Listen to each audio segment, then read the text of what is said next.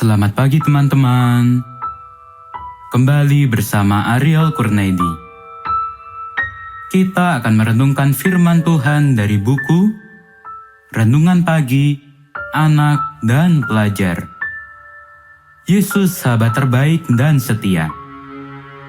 Yang disusun oleh Pastor Dr. Marolop Sagala. Mari kita awali dengan doa. Bapa di sorga, kami akan belajar firman-Mu. Tolong kami supaya firman-Mu menjadi pedoman dalam hidup kami hari ini. Dalam nama Tuhan Yesus kami berdoa. Hari ini, tanggal 2 Februari, judul renungan kita, Para penulis Injil, Matius, perihal Yesus. Ayat hafalan, Matius 1 ayat 1. Inilah silsilah Yesus Kristus, anak Daud, anak Abraham. Matius adalah tadinya pemungut cukai, kemudian menjadi murid Yesus. Sebagaimana yang terdapat dalam kitab Matius pasal 10 ayat 3. Yesus memanggil Matius menjadi muridnya, sementara ketika itu dia sedang berada di kantornya yang disebut rumah cukai. Yesus melihat dia dan berkata, "Ikutlah aku." Maka berdirilah Matius lalu mengikut dia. Sebagaimana yang tertulis dalam kitab Matius pasal 9 ayat 9. Nama lain Matius adalah Lewi dan bapaknya bernama Alfeus.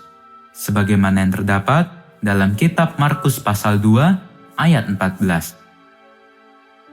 Panggilan Yesus kepadanya sangat begitu berkuasa di hatinya. Dia segera menyambut panggilan itu tanpa memikirkan resiko kehilangan pekerjaan atau jabatannya di kantor cukai. Karena pengaruh panggilan Yesus yang begitu berkuasa di hatinya, Matius yang disebut Lewi ini mengadakan suatu perjamuan besar untuk dia atau untuk Yesus di rumahnya. Dan sejumlah besar pemungut cukai dan orang lain turut makan bersama-sama dengan dia. Sebagaimana yang tertulis dalam kitab Lukas pasal 5 ayat 29. Begitulah sukacitanya Matius menyambut panggilan Yesus. Panggilan Yesus memang begitu sangat berkuasa di hatinya.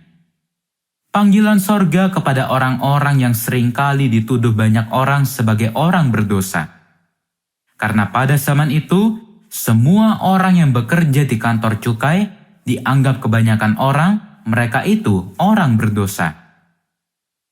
Apalagi seperti Matius ini, bekerja di kantor milik kekuasaan kerajaan Romawi, sedangkan dia adalah seorang keturunan Yahudi.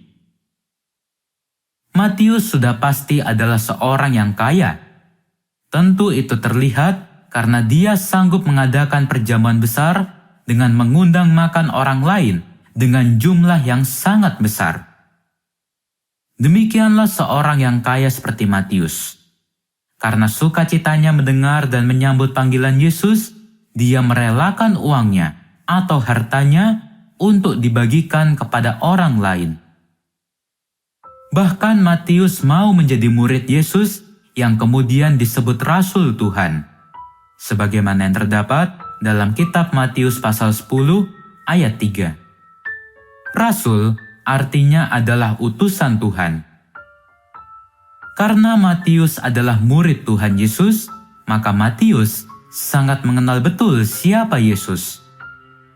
Dia mengenal dan sangat mengetahui siapa Yesus, sehingga dia sanggup menuliskan silsilah keluarga Yesus. Dia menuliskan kisah hidup Yesus, hidup dan pelayanannya. Dia mulai memperkenalkan Yesus dari silsilah keluarganya dengan berkata, "Inilah silsilah Yesus Kristus, anak Daud, anak Abraham." Alangkah indah dan terberkatilah kita yang mau membaca kisah Yesus lewat tulisan Matius.